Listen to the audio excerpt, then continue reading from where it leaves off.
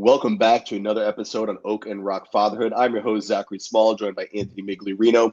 One of the things we're trying to do with this channel, with this show, with the discussion on family and fatherhood is to bring you the message from strong fathers. We're not running dad blogs. We're not running, PC parenting where everything's politically correct and fitting into the narrative that's running society. What we're trying to do is bring out the raw, the real, and what really works. And one of the ways that we try to do that is by bringing on guests who are living that same message. And today we are joined by a special guest, Noah Revoy. Noah, welcome to the show. Thanks, Zach. Thanks for having me on the show. Now, for those who don't know, we know you've got NoahRevoy.com. You've been coaching men for many, I don't know how long you've been coaching, but it's been a long coaching, time. I started off as a minister in my teens, and I received a ton of training on coaching people on marriage. And even though I wasn't married, of course, at that age, and life issues, and of course, religious issues. And then when I came to Portugal, I stopped coaching for a while on personal things, was a business coach.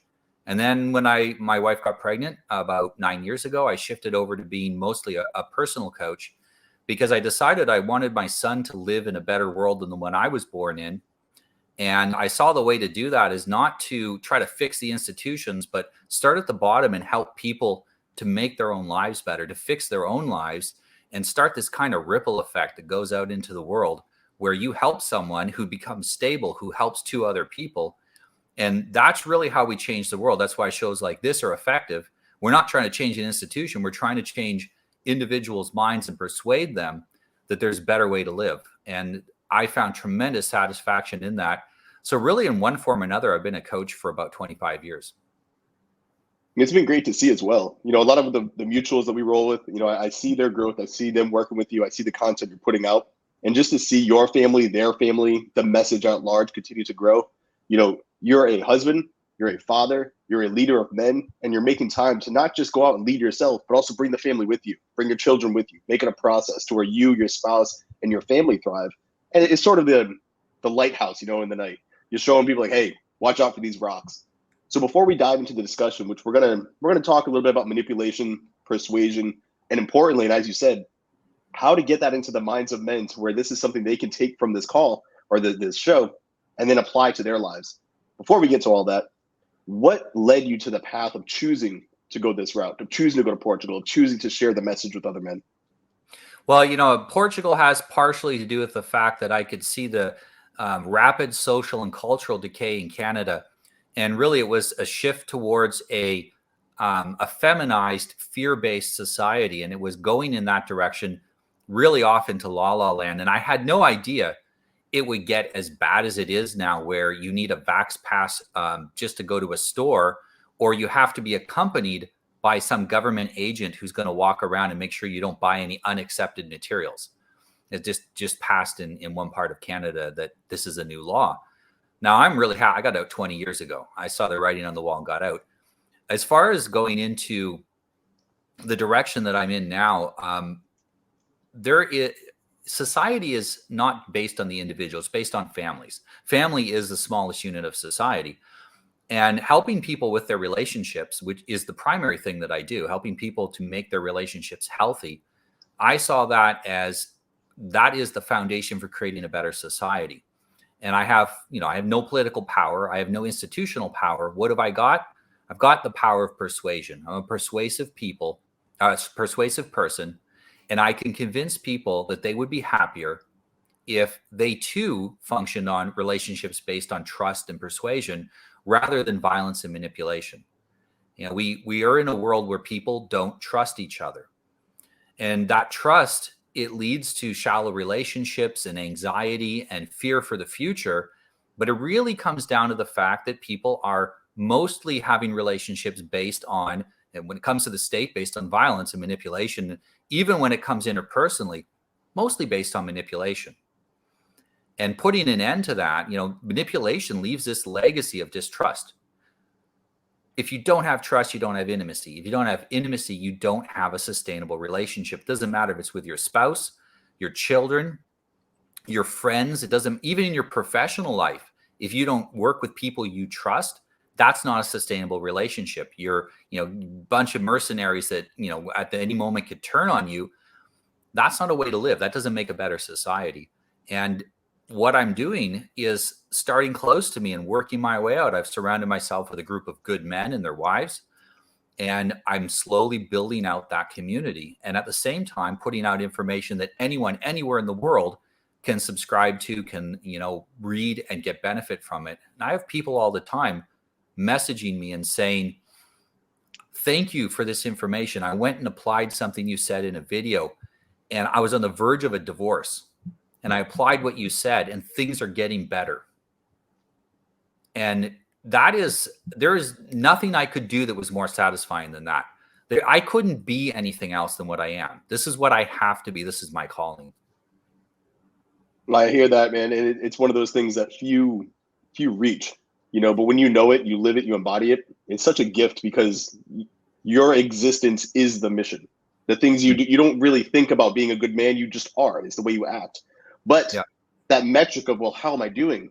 That's when I find myself looking to men like you, men like Anthony, again, some of our peers, and to see, all right, well, that's where they're going. What notes can I take to improve? Where am I slipping? And what can I add? And that's when I reach out, like, hey, guys, did you guys think about this or that? And can we exchange those notes? And it sharpens our edge. But being open men can't exist in a vacuum. We can't exist in a vacuum. We get weird. No, it's true. And honestly, I think a part of the issue that men have with that is they're so closed off because of how much they've been taken advantage of, how much they've been manipulated from their youth to as adults. They don't know how to take feedback. They don't know how to take somebody who genuinely cares and wants to reach out to them. And so I figured that'd be a great starting point, is sort of to deconstruct it backwards. So instead of going from the family up, which I agree, family is the cornerstone of society, but we're dealing with men right now who might be listening to this show who don't know how to connect.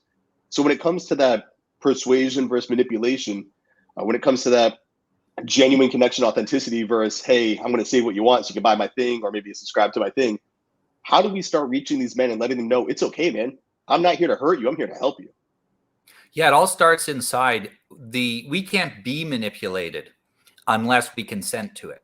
And why would we consent to being manipulated? Because we manipulate ourselves into thinking that we are not worthy of the truth, or that we can't handle the truth, or that in some way we don't deserve to have a deep, trusting, intimate relationship with anyone, with other men, let alone with a woman or with our children. And that comes from childhood. And we have to recognize that. And of course, you can't go back and relive your childhood in a better way. It's impossible. Lots of us would like to do that. We can't. What we have to do, though, is recognize that certain thoughts about ourselves, certain beliefs about ourselves, are unhealthy. They're self-manipulation, and they need to be excised from our mind. It's natural to question whether you deserve the things you have. I think if you never question that, then you're probably a psychopathic narcissist. However, if that questioning leads you, hobbles you and leads you to procrastinating on taking the next step on growing, or, leads you to self-destructive behavior, then it's a problem. And for most men, they're sabotaging all their opportunities for close relationships by either overly fearing being manipulated because they don't understand how to identify it, or by using manipulation themselves. So a typical guy today says, women are too much trouble. I can't trust them. I'm not going to go on a date. And what it is in some point in their life, they've had women who have manipulated them, probably starting with their mother. And I'm not saying their mother was evil. She may not have known any other way to deal with her son. I notice this. I see, mother will spank the kid until he gets about 12. And now he's as strong as she is. And all of a sudden, the spanking stops. And now the manipulation gets poured on. Well, if you loved your mother, you'd do what I tell you to do. And it's the modern equivalent we're getting is if you love your grandma, you'll get a shot. We fall for that because we were given that as children. We fall for the same scam our parents gave us. Now, our parents, like I said, weren't necessarily evil. They probably didn't know any better. And it's up to us to break that chain, not up to our parents, because they're done raising us. It's up to us to break it. We have to, I think, first start by trusting ourselves. And we can't do that if we can't learn how to protect ourselves. There's a reason that men who are strong are more confident than that same man was when he was weak. There's a reason why learning to fight makes you more confident. because you can protect yourself. What it means is you trust yourself more. It's not that you trust other people not to attack you then. It's that you trust yourself to defend yourself. The same way that you can learn martial arts to defend yourself against physical violence, you can learn social arts to defend yourself against manipulation. When you can protect yourself against manipulation, you don't fear it anymore. Now it's easy to start getting into relationships with people.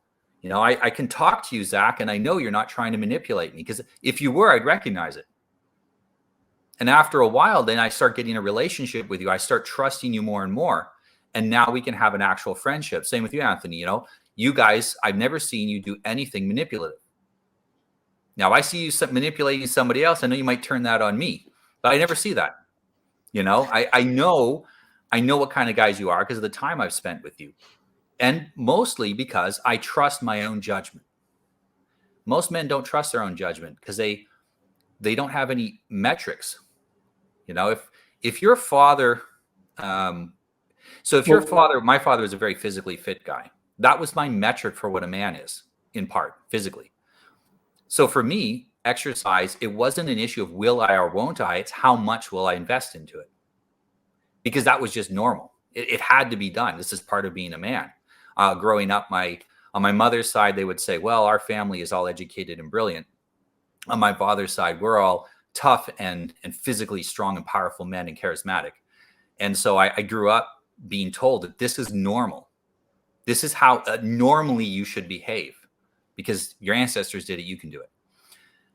A lot of men grow up and like their father's basically useless.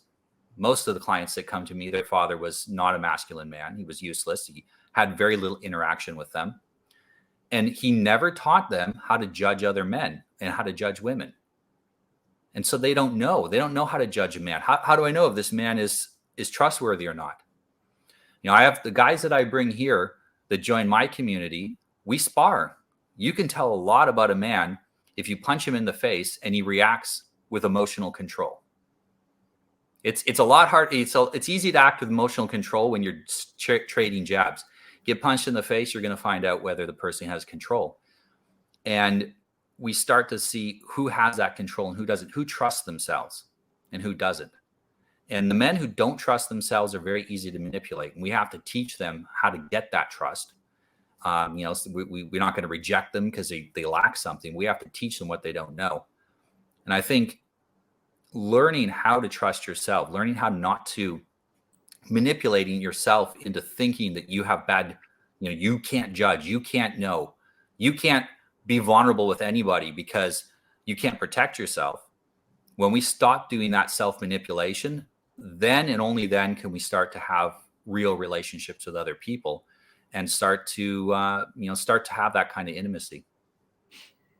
Yeah. So you were saying earlier, Noah, that, you know, this is created in childhood. This is, you know, our childhood determines who we become. And there's a lot of people who hold the argument that, right, if I hit my kid, I make him tough, right? I have to toughen him up. The world is a dark place, right? They have to be prepared. And this is a common narrative. This is what we hear a lot of parents say. This is how they talk.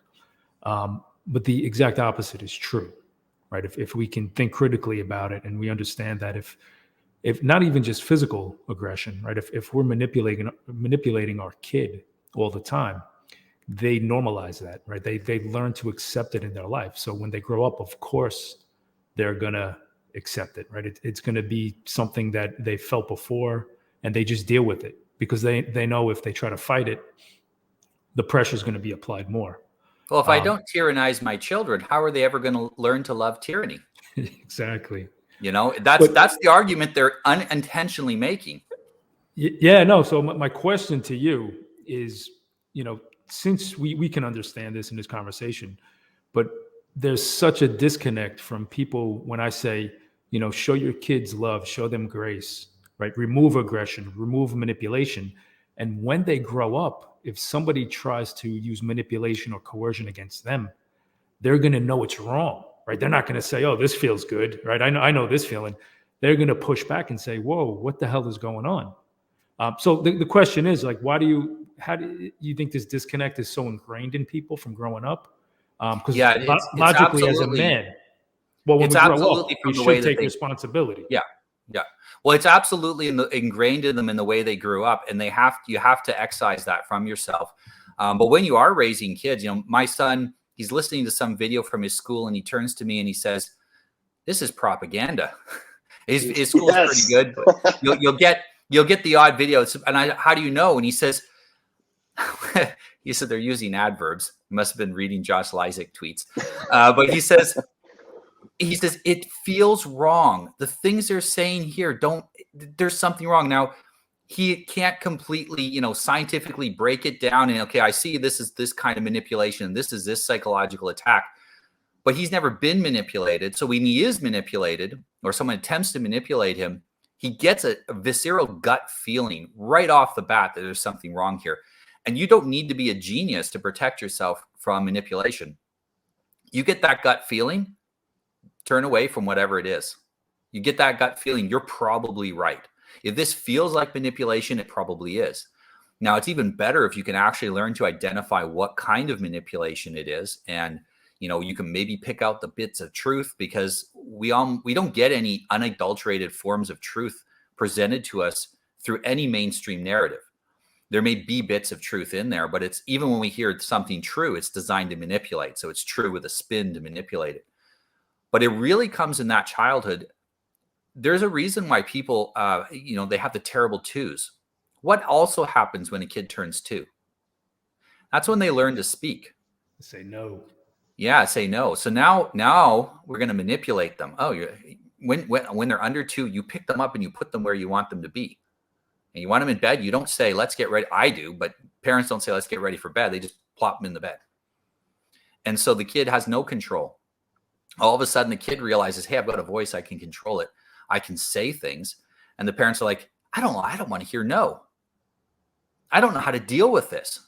I'm afraid when this kid says no. This 2-year-old's making me afraid because he says no. And I don't know how to cope with that, because I wasn't raised how to cope with kids that had a brain of their own and have their own needs. And so they start manipulating the kid. They start spanking the kid. And then terrible twos come from the kid going, hey, this isn't fair. I'm going to turn up my revolt.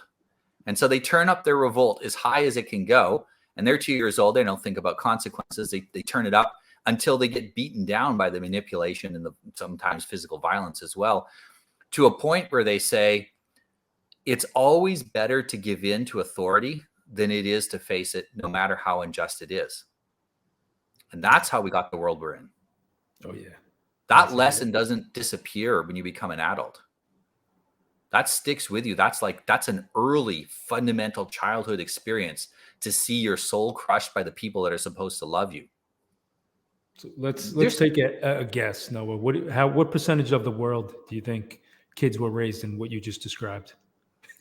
Oh, that's 98%. Yeah. Here's the thing, though. I agree. I do think it is that high, sitting around there, 95 plus, easy. But here's something to kind of throw in there. My kids, both of your sets of kids, we are raising them differently. And while the minority, they're a very strong and loud minority.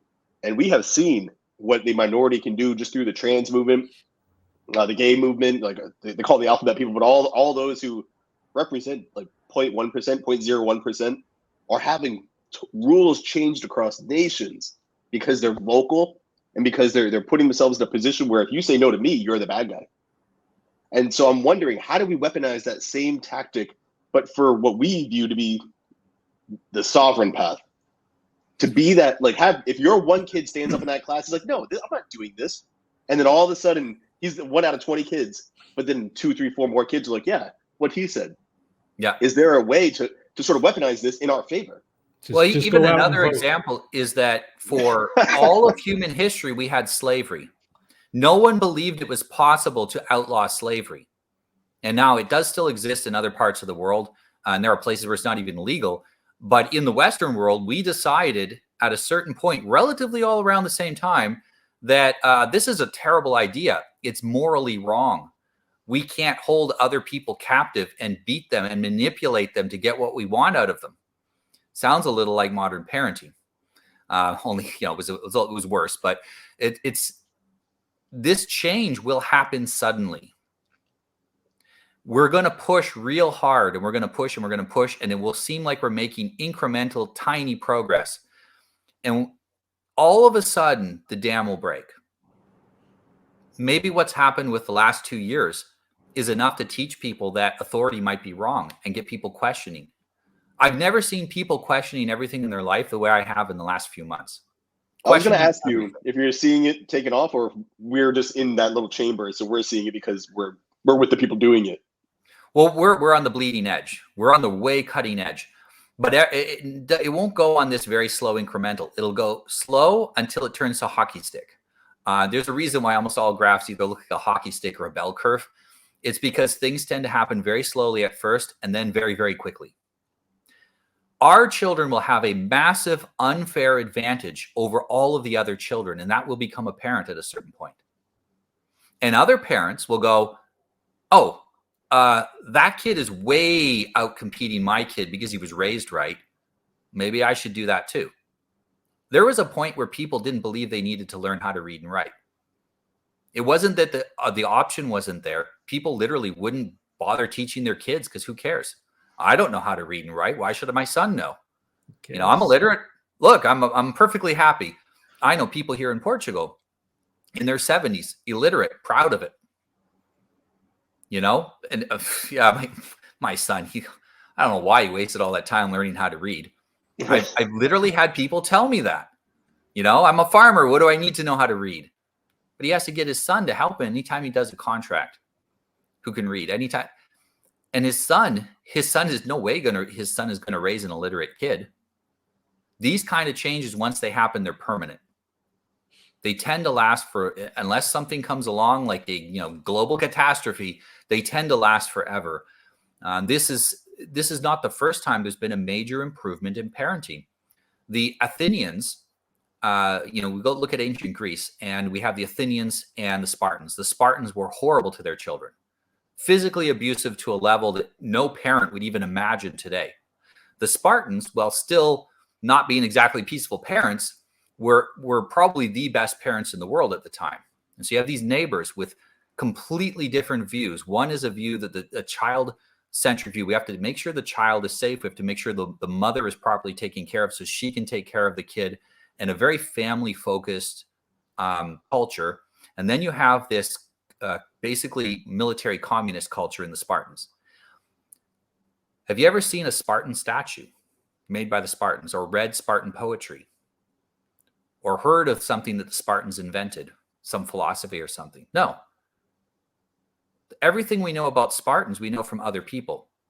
Athens was the cultural center. Athens was the world's influencer. Everything Athens did, everyone else wanted to do. Spartan became irrelevant and disappeared. Sparta became irrelevant and disappeared. Why? Because they were terrible parents. And I get to a certain point where that led to the complete collapse of their society. They collapsed because they weren't having enough kids, because nobody wanted to have kids because it was so horrible. And secretly, deep down inside, kids in pits. Let's take Well, first of all, any weak, they would. Yeah, any kid that looked a bit skinny or whatever. When a child was born, they gave him a bath in wine. Now, I don't know if you know this, but for children, the skin's incredibly porous. Whatever you put on their skin goes into their bloodstream. So the idea was, if he dies, he's weak, we'll toss him on the pit. And if he survives, he'll be okay. You know, the terrible, terrible things. It's kind of like we do circumcision now to kids.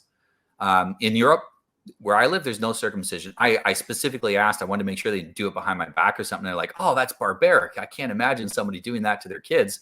And they said, no, we wouldn't even do it if you asked. And they said, oh, this doesn't happen in this country. I'm like, oh, thank you. Whereas in Canada, they'll do it if you don't tell them no. Yeah, we're number one. United States is number one in a lot of stuff.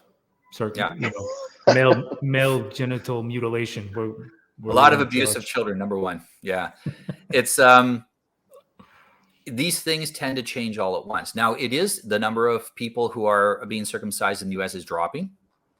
It's dropping not because the kid made any choice, because the parents are starting to choose not to do it, and it's circumcised fathers that have to say, I'm not going to have a circumcised kid. It's parents who are beaten and manipulated. They're going to have to say, I'm not going to beat and manipulate my children. That switchover is very difficult. I don't envy people. I understand they're operating from a place of fear and embarrassment. So imagine you got a 10-year-old kid. You've been hitting this kid, manipulating him for a decade. And I've had parents come to me, how do I fix this? And I say to them, first thing you need to do is you need to apologize to that kid. If you've been beating your wife for 10 years, you're not going to just go, I won't do that anymore. She's got to forgive me, right? No, you'd go and you'd apologize to her and you'd promise her you're never going to do that again and that things are going to be different in the future. And then you'd hope she accepts it. And you would apologize until the other person accepted it. Not just, I'm sorry. You have to, don't mention it again. I already said sorry. You'd have to do it until the person accepted it.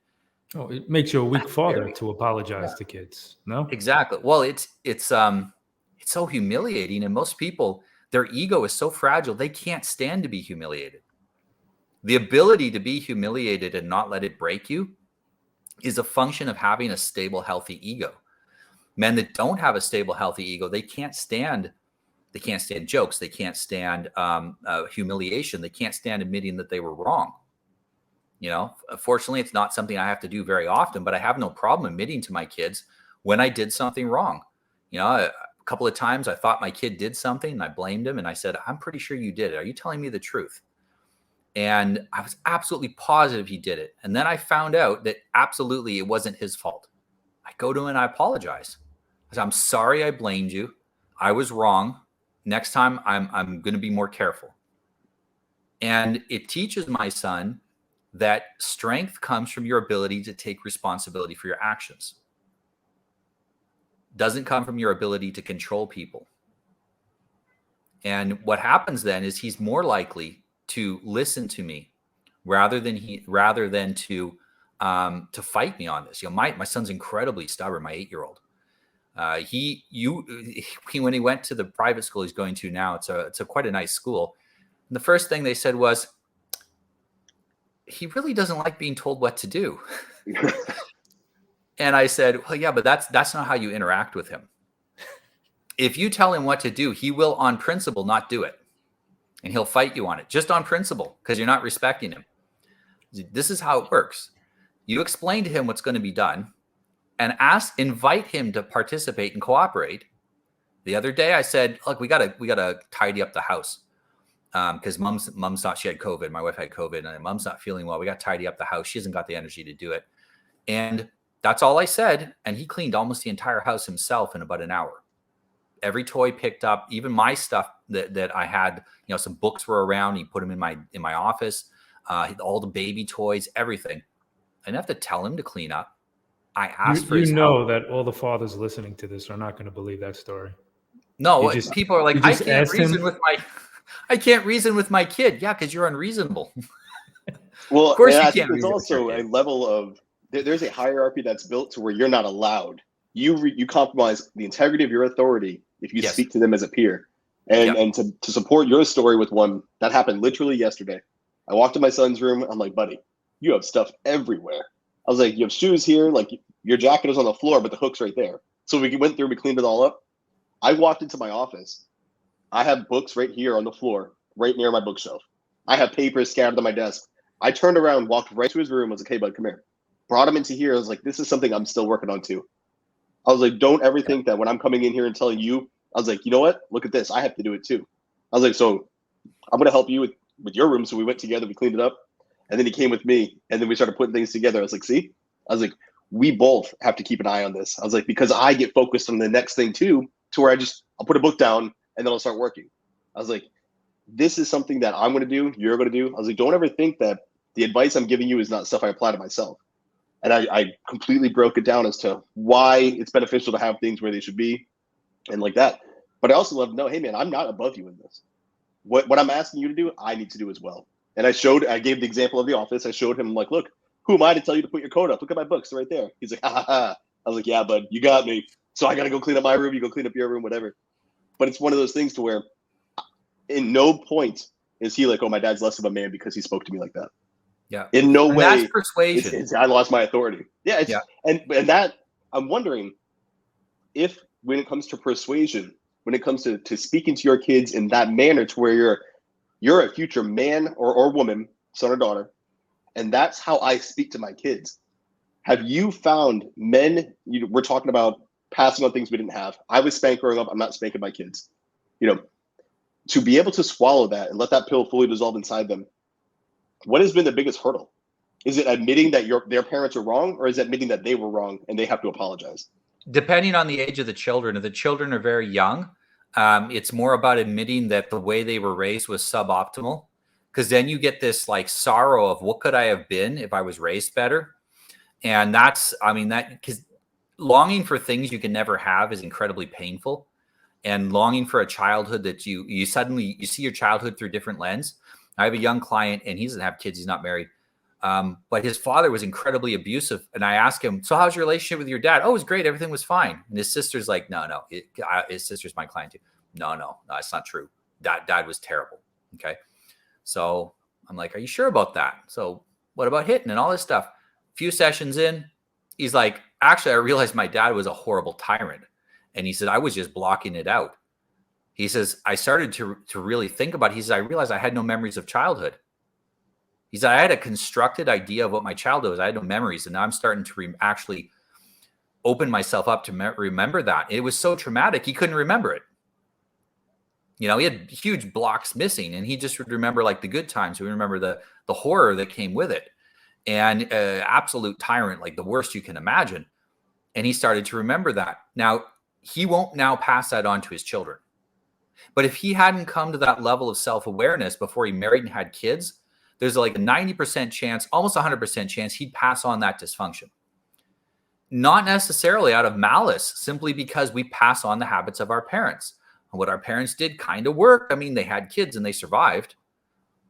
So if we copy it, it'll kind of work too. Except we're in a society where survival is very different than in our parents' age. Gone is the days of a job for everybody and a house for everybody, and everything is cheap and the economy is booming. Now we're in competition, and I want my kids to have an unfair advantage. I want them to have every unfair advantage they can get. And one of those unfair advantages is not having been broken as a child. That ability to not be manipulated, to control themselves in the world, puts them above other kids. It's interesting to think about raising a kid who has a childhood they don't need to block out. I mean, that example you gave is it's like surface level DID. You have the dissociative identity that you built. You blocked it out. Oh, my childhood was sunshine. I turned out fine. And I think there's a level here we sort of need to directly address. To remove the spanking is great. That is a step. And a lot of parents do that. I'm not going to hit my kid. But what they do in that void of spanking is absence, complete neglect. They went from, well, I'm not hitting my kid, but you're not even seeing your kid. You let them do what they want, but now they have that screen in front of them and they're doing their thing in their room all day and you get to watch your Netflix all day. There's another layer to this. You have to be active. You have to be intentional. You have to engage and lead them. And, there can still be correction to behavior. There can still be guidance throughout their days. It's not, well, I'm not spanking them, that's good enough. No, that's to get you back to just the beginning. Now you've got to go the step forward. And I think that's something that a lot of men are missing. Well, I stopped hitting my kid. Dude, that's freaking awesome. Now what are you doing though? You got to talk to them. You got to engage with them. You've got to fix yourself. That way you're able to not project anything that you have going on, onto them, but also heal from your childhood so you can show them, hey, here's how you and I, kid, are going to move forward together. You embody that value instead of just espousing upon them. And that's the step I'm seeing a lot of people struggling with is what do I do once I stop hitting my kid? Well, and even something as simple as, okay, I'm not going to hit my kid anymore, but I still need to give them attention. What is positive attention? Can you imagine an adult who was raised, you were a child, you don't know what any positive attention that a kid would want is? That means you got none when you were a kid. Otherwise, you'd know. I hold my kids a lot. If I'm not on with a client or recording something where they can't be in the room, they're in the room with me while I'm working. Yeah, it's not very productive. Okay, I'm going to take the financial hit to spend time with my kids. I usually have one of the three sitting on me all the time. I'm always giving them hugs. I have a massage gun, and the babies absolutely love to have a back massage with a massage gun. And that physical attention, you don't need to do anything with them. Just be with them, hold them, touch them, talk to them, and not baby talk. Talk to them like they're an intelligent human that doesn't know very much. A kid is as smart as he's ever going to get. He just doesn't know anything. That's why, he may not seem so smart. He doesn't have a trained mind yet. Be with him. Sometimes we will watch something together. We'll watch like a fails video on YouTube. And my son will go, "Oh, that was a stupid thing to do." I'm like, yeah, that guy got hurt. What did that guy do wrong? And well, he probably shouldn't have jumped off that 3-story building, landed on his face. I'm like, yeah, I don't think that's good for you. And we just have silly little conversations like that. He'll bring me a meme. He likes memes. He wants to, design memes for a living sometimes, he says. And he'll bring me a meme that he finds on like some sort of kid's website. And they're usually pretty funny. It's a cartoon meme. He wanted to talk about it. Now, if I say to him, "Look, this isn't funny to me, get lost," what's that going to do? Your kid comes to you to share something with you. Most of the time, it's boring to you because you've already seen it, because your tastes are more mature. But that kid is coming to you with what to him is an innovation. My kid will come to me and go, "Did you know that the blue whale does blah, blah, blah, blah, blah?" And he'll tell me like 5 minutes about a blue whale. And I mean, half of it I've heard when I was in school, and half of it is just like, I don't care about blue whales. I'm never going to see one. But I care about my son. And because I care about my son, I care about what he cares about. My wife tells me stuff sometimes. I don't care. And I have to check myself so that I don't go, "Yeah, this is boring. Don't tell me about it." Because if she cares about it, I need to listen to her talk about it a bit, because that's the only way that she's trusting me with something that's important to her. My son is trusting me with something that's important to him. If I tell them it's not important, I'm saying they're not important. That's what it means. And, most guys, they will talk to their family about their job. And honestly, your kids and wife don't care. They listen politely to you because they're probably more giving and polite than you are. You need to give them the same favor. You can sit your kid down and tell him about all kinds of boring stuff he doesn't care about. And he's probably going to sit there and listen to you like it's fantastic because you're dad and he cares about you and he wants to hear anything you have to say. Give him the same courtesy. Reciprocity. That's the foundation of persuasion, is reciprocity. It's trade, fair trade, give and take. My favorite moments are when I teach my son a lesson or tell him something, and 3, 5, 6 months later, he comes to me with the info I told him prior, like it's brand new information he just learned. And I'm like, "Yeah, bud, that's great, man. Go with it." Those seeds we plant in their head take some time to mature, but they do bear fruit. Yeah. Men will find this to be difficult. They think this is something hard. You always have to be thinking and always doing. When you allow yourself to genuinely connect with your family, this is just your default mode. You listen when they speak to you. You're there. You give them that respect. We see a lot of men. I don't know if it's a fear of work, if it's the fear of just having to do the inner work and go through some things they might not want to go through. But that thought of, well, this is so much that you're putting on me. It's the easiest thing in the world. Be kind to the people who live in your home. It does not take more work. It takes more attention. You've got to pay a little bit more attention to what's being said to you, picking up those things. But perceptiveness is something every man should master. What is their body language saying that their words aren't? Maybe they do have an issue, and you could sit down in their room and say, "Hey, how you doing?" These little things matter. And for the men who are talking about, we need to resist, we need to stand up, you're telling your kids to do things because you said so. And you were raised that way. And those are the adults out there right now causing these issues. It's not the kids these days that are out there looting these stores. It's not the kids these days who are lining up to get jabbed. It's the parents. But it's always projected to the kids. And I always try to hold that mirror up. The kids aren't doing this. You are. You're blindly listening to the government. You're blindly listening to any perception of authority telling you what to do because you're afraid of upsetting the narrative, or not the narrative. You're afraid to upset, the messaging that they're putting across because you don't want to make dad mad. But now dad's been replaced with job, boss, government, whatever. The parents are causing the issues we're seeing. The parents are the solution to this problem as well. You fix it. And that's why the government's trying to go to kids. They're trying to vaccinate without parental approval. They're trying to get the kids, a message to them. A lot of marketing, a lot of cartoons and things. It's like, don't listen to Joe Rogan saying to take this with his medical experts on, but listen to Big Bird and Ernie as they say, get your vaccine. Don't listen to this man and doctor, but listen to this puppet. Literal. And that's actually not just to appeal to the actual children. That's to appeal to the 20 and 30-year-olds who are still mentally children, because the way they were raised, if you are raised dysfunctionally enough, you can never become a man or a woman. You will always remain a child until you fix those problems. If you ever, I don't know if you've had a chance to talk in person with guys about this subject, where you can see them and they are physically tight when you're talking to them about hitting their kids, and they're what they are? They're still that 3-year-old kid that was getting beaten by his dad. He just grew up and he's got all that trauma in his body. It's still there. You can see him all tightening up. You can see his voice get raising in pitch as he talks about this, because he has so much anxiety in him, and it's coming out in fear. And that fear is, I'm going to do this to my kid, but I'm in fear myself. I'm going to pass this pattern on because I fear any change, because I was not raised with the ability to be adaptable. And I find one of the best things to do is to get the guys to relax. So I don't directly challenge the fathers that are doing this.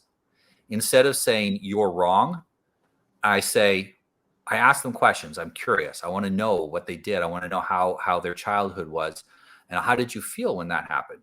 So what would happen if you had a problem with something your parents wanted you to do? How would you discuss it with them? And they'll say, oh, I was bad behavior. Well, what do you mean by that? Be specific, and get them to be specific. It turns out, without fail, you get to a point where the guy goes, I felt terrible when my parents did that. I felt it was so unfair and unjust. But now I know it was for my best interest. Okay. Yes, I know. You feel that way now. You've convinced yourself you feel that way now. But that feeling you have when you're a child, that's what your son and daughter are feeling right now. Do you have empathy for how they're feeling? That's tough for a lot of men to go through. You have to bring the emotional anxiety in the room down, because men, especially men, we're talking to fathers, but men who are hitting and manipulating their children, it's coming from a place of fear and anxiety about their own childhood. And if we add more flame to more gas on that fire, they're just gonna, they're gonna get their back up, and they're gonna be defensive about it, and they're gonna fight harder. And it's so important that we persuade them, we bring them over rather than try to push them in a direction we want. It's the only way that we can get it. And the best advocate for peaceful parenting is a man who did hit his kid and changed, and then saw better results and said, yeah, I made the change. I did it. It's kind of like weight loss. You get a guy who is never fat and he talks to you about weight loss, and you're like, well, man, maybe you have good genes, or, you were raised in a way that you understood how to eat right. And no, you got a 400-pound guy that now has a 6-pack. That's the guy I want to tell me how to lose weight, because he knows how to do it. He knows the psychological difficulty of going through all that loss. The father who went from hitting to peaceful, he's going to be a fantastic advocate for it. And you convince one father, you convince 10, because he's going to go convince his friends. I will not allow a man in my circle who hits his children. The same as I won't allow a man who cheats on his wife. Yeah. Because I don't want that behavior to be normalized in front of my children. I don't want any behavior normalized in front of my children that I wouldn't be happy with my children emulating. And we create that. It just goes in a wave out. And men will say the same thing. They'll start to influence their friends. People will say, hey, your kids are suddenly so well behaved. I go out somewhere, my kids are really well behaved. They're always smiling. They're always happy. They're always, until they get exhausted, like all kids, then they got to have a nap. But they're generally in great spirits. And people are like, how do you do it? How do your kids be so happy? I like, well, I just don't do anything that'll make them, I just don't do things that will make them truly, deeply unhappy. And we treat them with respect. I don't know. I'm just good to my kids. At this point, it's an instinct to do the right thing. And that's the difficulty that parents have to come over. It has to go from being the conscious decision to change, and then they have to go through that until it suddenly is instinct. And like you said, Zac, at that point, it's easy. It just be good to your kids. I think the problem we're seeing here is wrong has been made right by so many for so long, that you do that. You speak to your kids with respect. And then when you go out, people are like, oh, Why are your kids the one who are physically fit running around, but they're very nice to kids. They're fair. They have manners of respect. I hit my kids because I'm supposed to toughen them up for the world, and my kids are weak. They're fearful. They lack respect. They don't know how to hold their own when squared or challenged by anybody. They shrink because just like they shrink to dad. But we've been told, hit your kids, that'll prepare them for the world. The world's hard, discipline, rah. It's the men who are not hitting their kids, but connecting and are involved in leading. My kid has been in a circle, in our little Muay Thai pit, and he's had to fight other kids. Headgear on, doing what boys do. My daughter hated it. She loved jujitsu though. She'd roll around, she'd wrestle with the boys. That's where they get to learn physical strength, how to defend themselves. It's not my job as a father to hit my kids to create this little combative unit. And it's not boot camp in my house, but I am leading them to be very strong. My kids are rebellious as hell. They're very similar. We've had this discussion, several mornings. My kids are similar in that don't tell them what to do. Talk to them.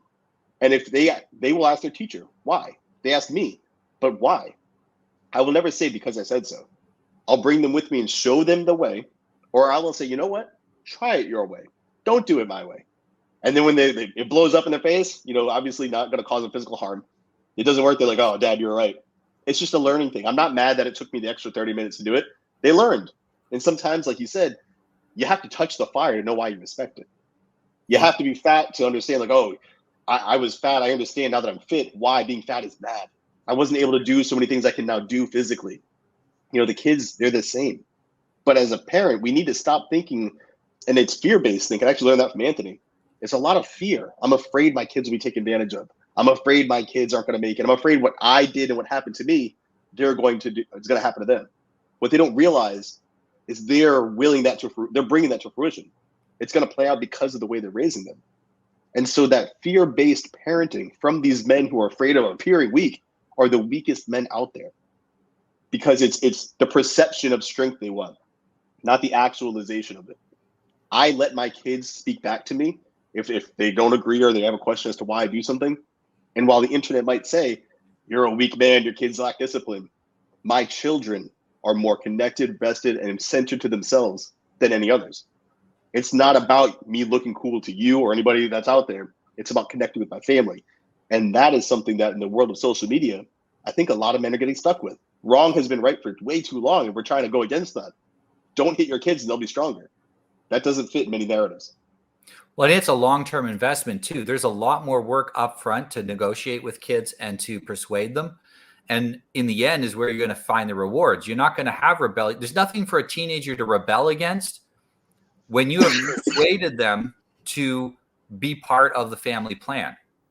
There's nothing for them to rebel against. It's not true that all teenagers rebel against the parents. Rebellion is the plan. Do that. Yeah. It's look,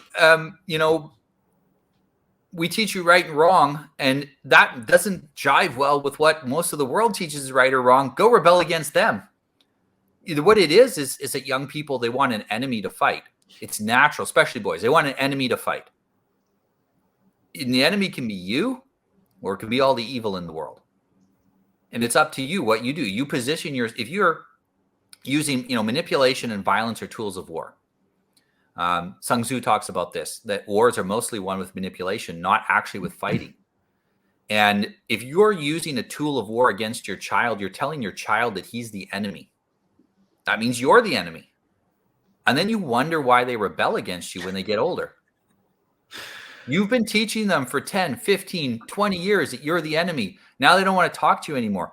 I honestly believe we're going to get more and more people just dropped off at the nearest budget old age home over the next few years, because the kids are like, nah, you're the enemy. And I finally won because you aged out. And I just don't want to put up with your bullshit anymore, because the manipulation never stops. Parents who manipulate never stop doing it. They do it till the kids. I remember ladies in their late 60s with their dads in his late 80s. And I'm sitting as a kid, they're friends of my family, and I can see the father still manipulating her. She's no more than a 16-year-old girl in his hands. He's able to manipulate her and tell her to do whatever he wants. And all she's been doing her entire life is catering to dad's needs. Dad needs this, dad needs that. Let's take care of dad. She never had a life because the parents manipulated her. And you'll see this in a lot of families. There's one kid that gets chosen as the sacrificial lamb, and they never get to develop their life because that's the kid that has to look after the parents. This all comes from manipulation. The good news is that none of us can be manipulated without our consent.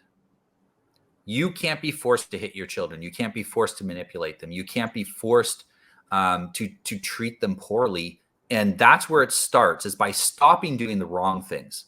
Then you'll have a void. Nature hates a void. Something will fill it. Start filling it with the right thing.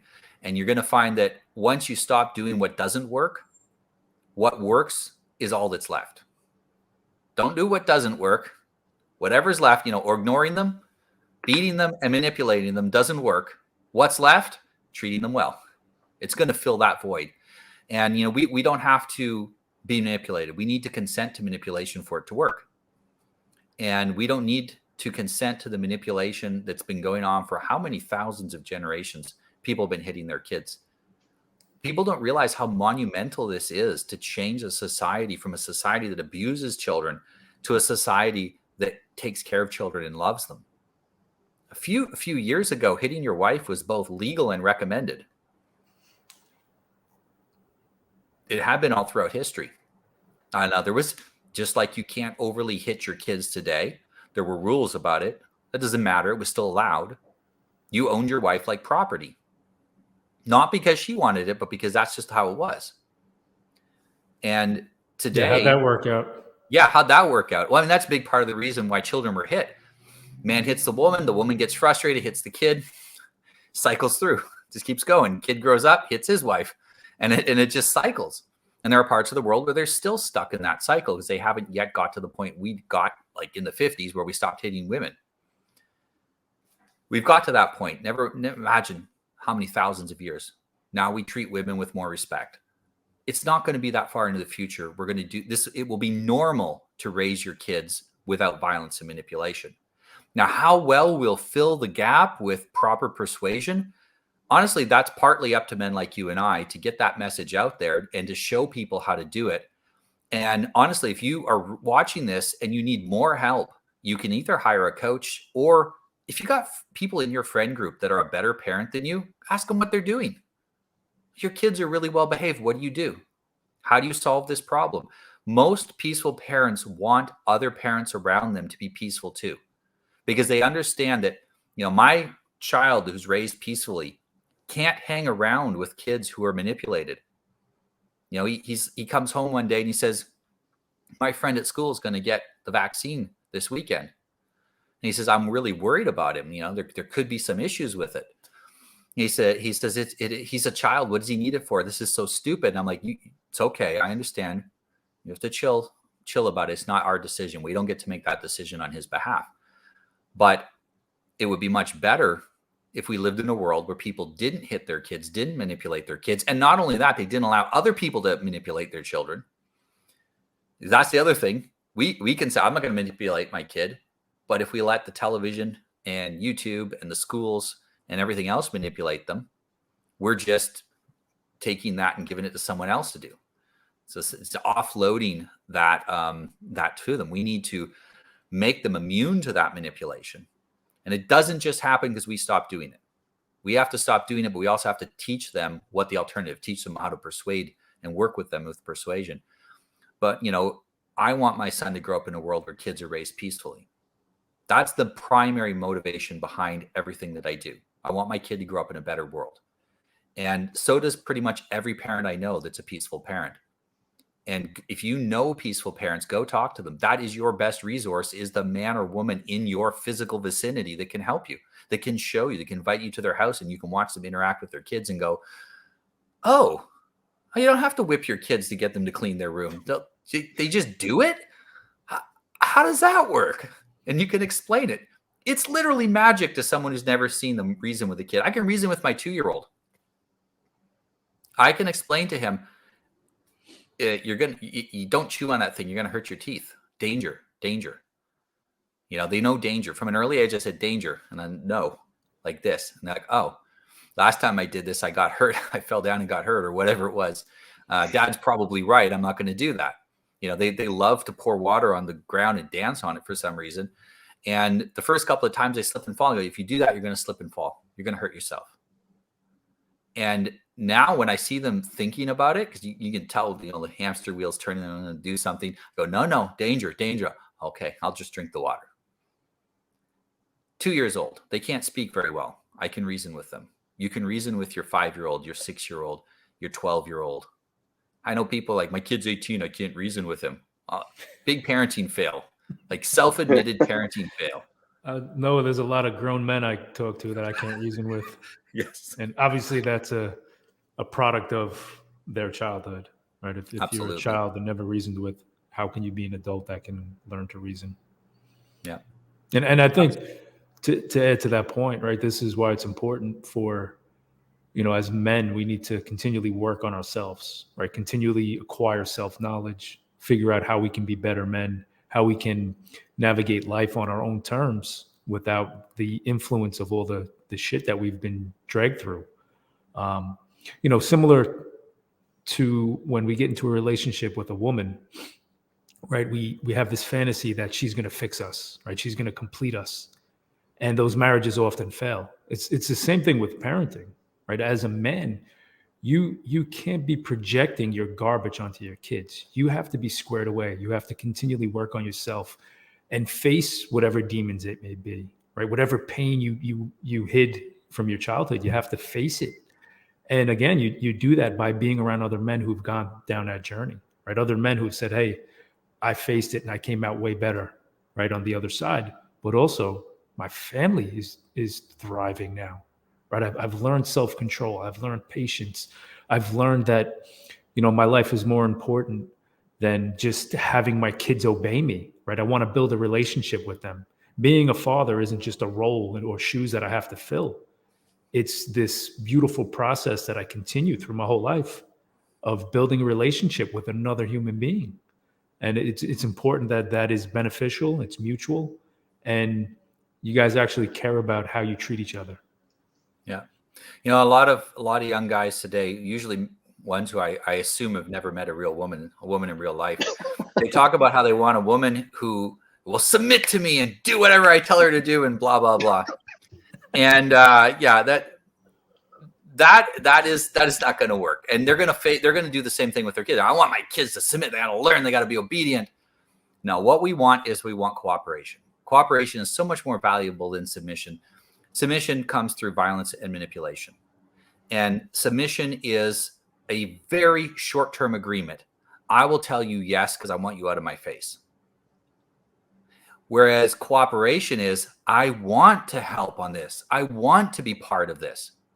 This is so valuable to me to be part of this family and to have your love and everything that is connected with it, that I want to contribute something to this effort. You want your wife thinking like that. You want your kids thinking like that. This is the thing. It's not about compliance, physical compliance to demands. It's about changing how they think about the family. It's about having them operate out of their own will and desire to add value to society and to the family and to the lives of the people that they love versus compliance so they don't suffer. Compliance so you don't suffer is a fragile, fragile way to have an agreement. And you see this with countries that tyrannize their people until suddenly everybody in charge ends up with their head chopped off. And then they go through the cycle again with the next people that took over.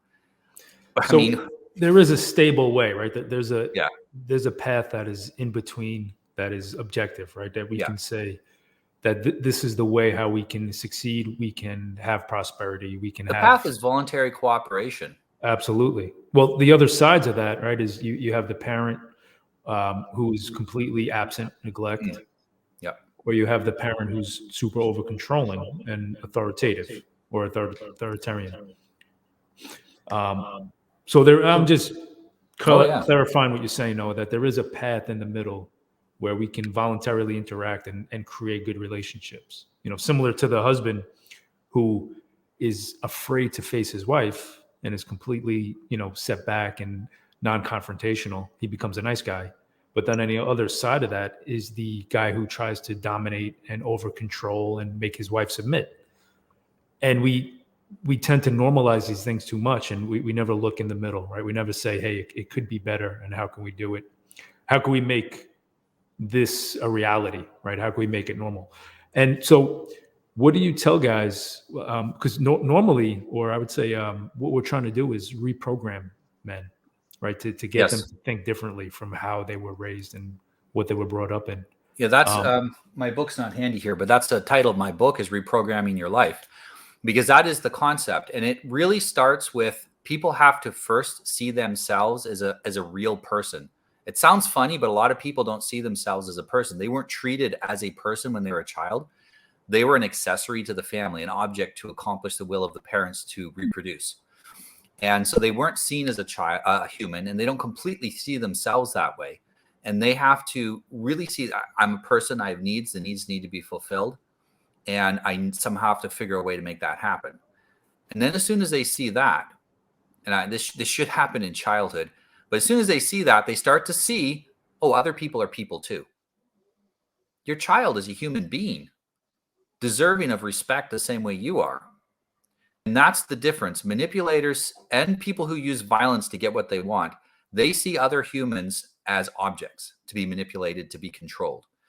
The persuader, the person who enters into this exchange, this reciprocal exchange, sees other people as agents with value in their own right, who have to or can be convinced to cooperate through a mutual exchange rather than forced into cooperation. And there'll be times when your wife doesn't want to cooperate with everything, or your kid doesn't want to cooperate with everything. You know, if you're like, well, I'm going to use persuasion until it doesn't work, you're going to find yourself shifting over into violence and into manipulation all the time. That way, they resort back to it. Yeah. And that's that instant gratification. Yeah. I tried peaceful parenting for 3 hours. It doesn't work. Yeah. I got to go back to hitting them. Hey, I hit the gym, guys. Why am I not shredded? Like, I was there for an hour and a half today. Why am I not absolutely at like 5% body fat, freaking jacked? Well, exactly. I've had people, I'm in decent shape, and I've had people be like, friends, how do I get in shape like you're in? I'm like, well, how long are you willing to work at this? And I'm like, well, like by summertime. I've been working out since I was 15, and I'm 43 now. You know, like it's going to take you at least 10 years to get where you want to be, because you need to put on about 40 pounds of muscle because you're, skinny as a rail. And people are like, oh, well, in that case, I don't want to bother. Now, here's the key to that. Enjoy the process. Yeah. Don't worry about the end result. Enjoy the process. The process of learning to be a peaceful parent, you can look at it as like, oh, God, this is so scary. This is horrible. How am I ever going to do this? I'm probably going to make mistakes. Oh, then I'm going to have to apologize, and this is going to be terrible. No, this is a process. I have to do it. I might as well enjoy it. And you've got your whole life to keep working at it. Yeah. Literally. And look, even if you are done raising your kids, you're in your 50s, your kids are already on their own, maybe they're having their own kids, and you're listening to this and you're going, well, what can I do? I'm done. I already raised my kids. Go apologize to them. Go make it right. Not for your kids' sake, for your grandkids' sake, because you can't undo what you did with your kids. Do it for your grandkids' sake, so that it's easier for your sons and daughters to say, maybe mom and dad's way of raising me wasn't right, and they even recognize it. Well, then I can recognize it. I have permission. This is the problem with kids that were abused, is they need permission for everything. They need permission to ask for permission. It's ridiculous. And give your kids permission to say, I raised you in a way that wasn't ideal, and here's the places I made mistakes, and be specific. I shouldn't have hit you. I shouldn't have manipulated you. I shouldn't have forced you to go to college and get into debt, or whatever it was. And if there is material damages that you've caused your kids, maybe a lot of kids I know, I have people come to me all the time in college debt for $100,000. And I'm like, why'd you go to college? I didn't want to. My parents made me. They made me go and made me pay for it. Yeah. Or they wouldn't love me anymore. And then when they fail, they say, I'm sorry. Right. They always ask for permission. And then there's always I'm sorry's after that. Yeah. And if you're a parent, you've done that kind of thing, go pay that debt off. I don't care if you got to mortgage your house and sell your house and live in a little apartment. You pay that off. You pay your debts. You take your responsibility for the decisions you made in your children's life. and make sure they know that you're going to do that, because otherwise sorry without taking responsibility for outcomes of your actions is a lie. It is another manipulation. Then it's just a continuation of your manipulation. What it means is, I see there's some blowback to my bad decisions. I better say sorry so that the blowback ends. No, don't do that. Don't be that kind of parent with a half-assed excuse. Go and really apologize to your kids and make it right. And especially if your kids are still young enough to make a difference, work at it. No one expects you to be perfect right off. I have blown up at my kids occasionally. I've yelled at them and stuff like that. Yelled at my wife a few times.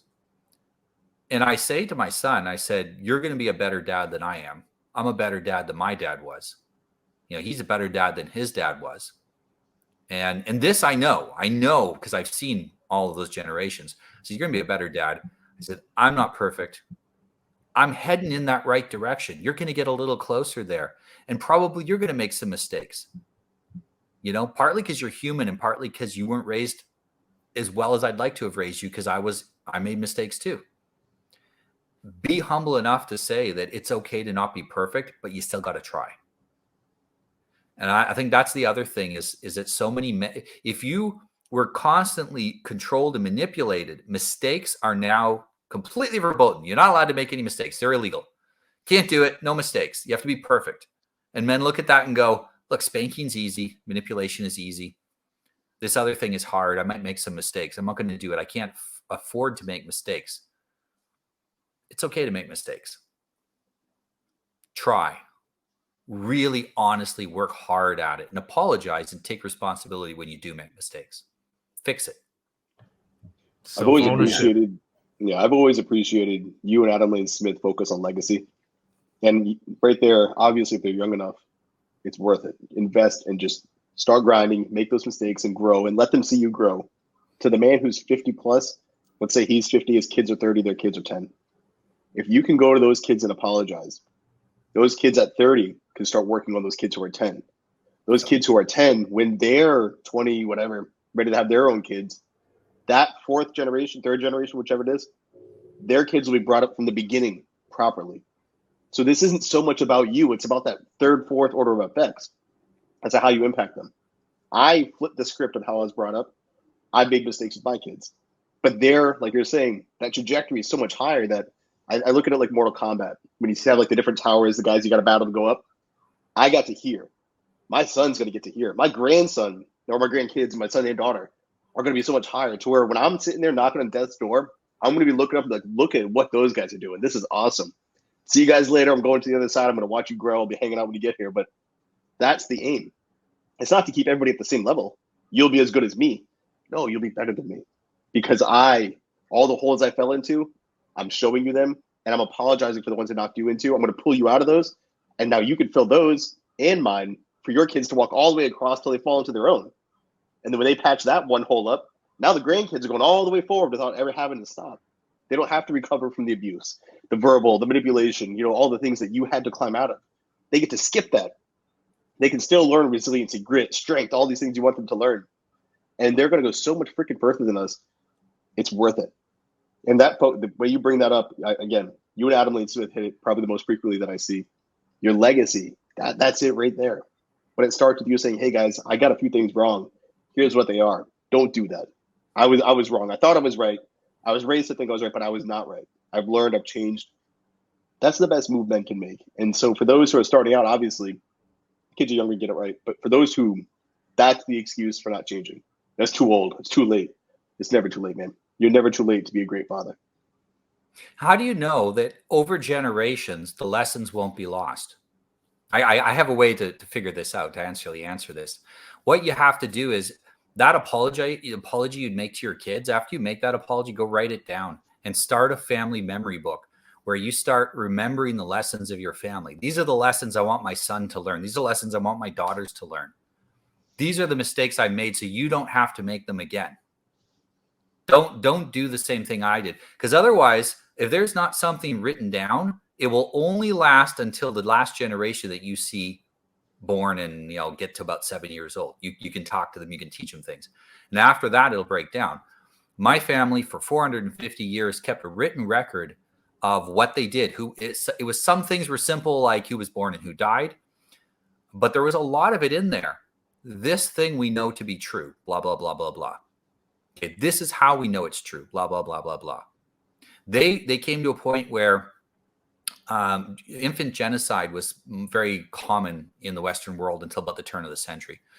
And we had it forbidden in the family to marry into any family that had it, or you'd be disowned. If the family you married into was accepting of infant genocide, you couldn't marry into them with approval of the family, because we didn't want people that were that badly damaged. If you read the book, The Origins of War in Child Abuse, you're going to see how bad it actually was in society. By the way, don't read that book. It's incredibly depressing. But it's terrible. It's terrible. It's true, but it's terrible.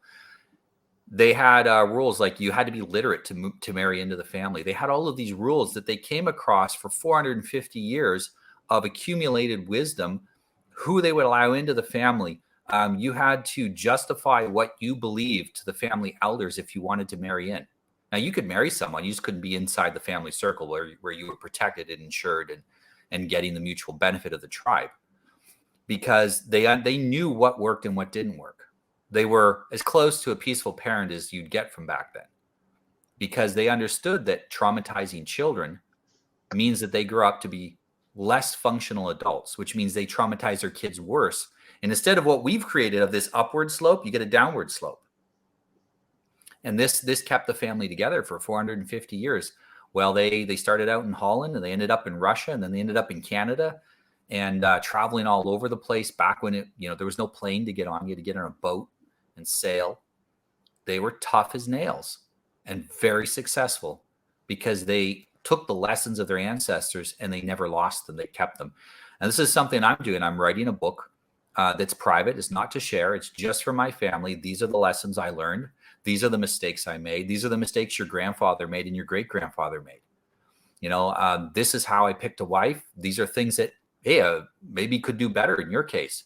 I didn't have anyone to give me advice.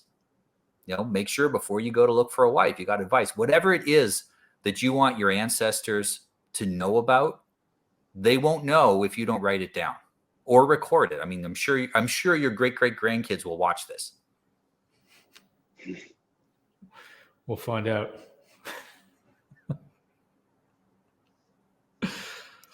No, that's good, Noah. All excellent, man. I would say that I haven't spoken to you in a while, and the wealth of knowledge and just bombs that you've dropped today was very impressive, man. I appreciate always talking to you. Thanks, Anthony. No, obviously we're going to have links. Zac. Yeah, absolutely, man. I was going to say we have links to your content below, but just to get the verbiage out there, anybody that would like to follow or connect, or maybe get some one-on-one coaching with you, what's the best way for them to go about that? You can either reach out to me in the DMs on Twitter. It's at Noah Revoy on Twitter. I usually answer that. If you have a simple question, ask me. You don't need maybe a session. You got a single question. I have a lot of people just ask a question. I answer it. No problem. I'm here to help. And if you want an actual session, go to noahrevoy.com. Right now, it redirects to my website, and it will show you where you can book. Also in my Twitter bio, I guess is what you'd call it, there's a link to where you can book a session. But if you talk to me, I'll send you the link directly in case you're having a hard time finding it. I'd love to hear it. Thank you again for your time. I appreciate it, the insights. It's one of those things where you try to cap it at like, all right, what's a good lengthy discussion? Most people, it's the hour. No, I could literally sit here for another 4 hours and just talk to you and just chop it up, man. But we could Joe Rogan the heck out of this for 4 hours. Exactly. We could make a session where it goes the distance, so we'll get you back on, man. I love the discussion. Maybe we'll hit some different aspects to parenting and family. But again, thank you very much for your insights. Anthony, another solid episode down. You guys stay well. To everybody who's watching this, again, take it, apply it. Doesn't work if you're just listening. The point isn't to be a well-read man. It's to be a man who improves his life. So go out and do that. You guys stay well.